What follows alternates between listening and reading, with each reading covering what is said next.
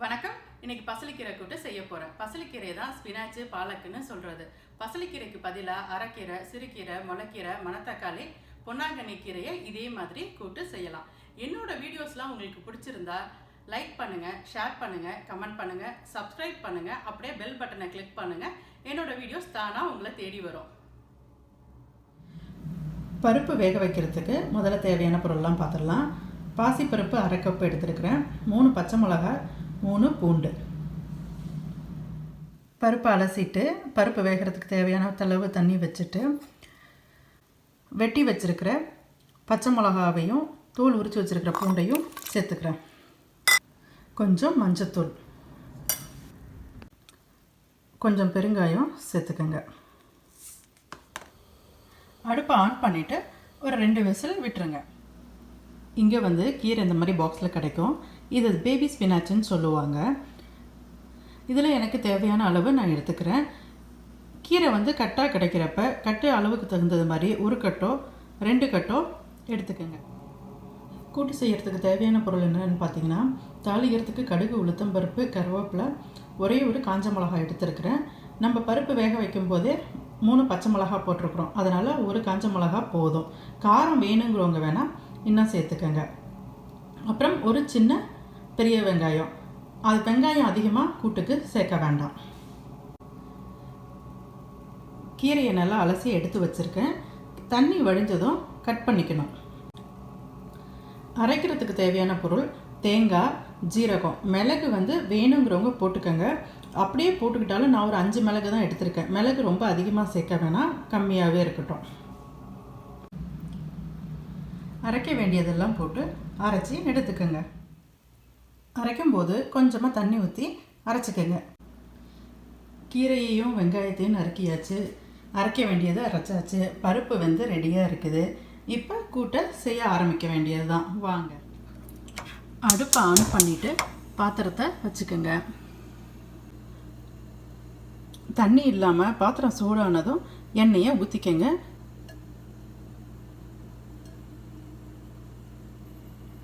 எண்ணெய் சூடானதும் கடுகு, உளுத்தம் பருப்பு போட்டுக்கோங்க. கடுகு பொரிஞ்சு வரும்போது கருவேப்பிலையை போட்டுக்கோங்க. காஞ்ச மிளகாயை சேர்த்துக்கோங்க.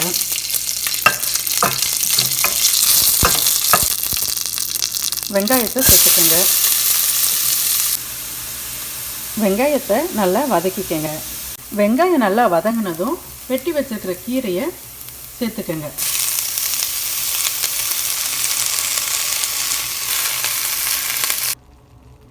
கீரையை கிண்ண பிறகு ஒரு 1/2 டீஸ்பூன் உப்பு சேர்த்துக்கோங்க.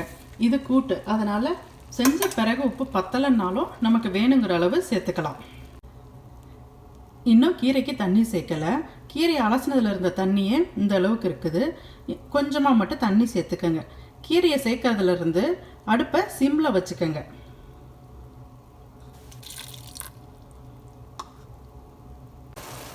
கீரையில் தண்ணி சேர்த்த பிறகு அடுப்பை மீடியம் ஃப்ளேமில் வச்சுக்கோங்க. ஒரு 4 to 5 நிமிஷத்தில் கீரை வெந்துடும். இப்போ இந்த பசலிக்கீரை 3 நிமிஷத்தில் வெந்துருச்சு. இப்போ பாசிப்பருப்பை சேர்த்துக்கலாம்.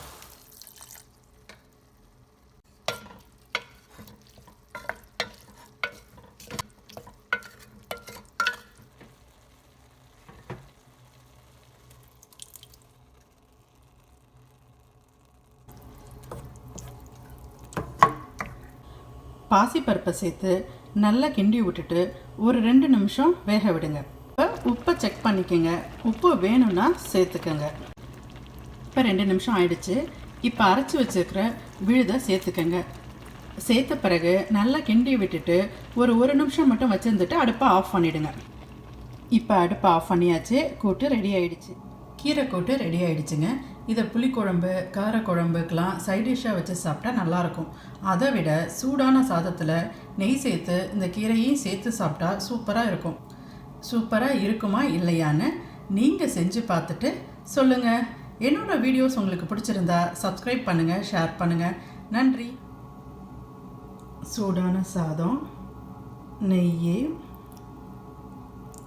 கூட்டு.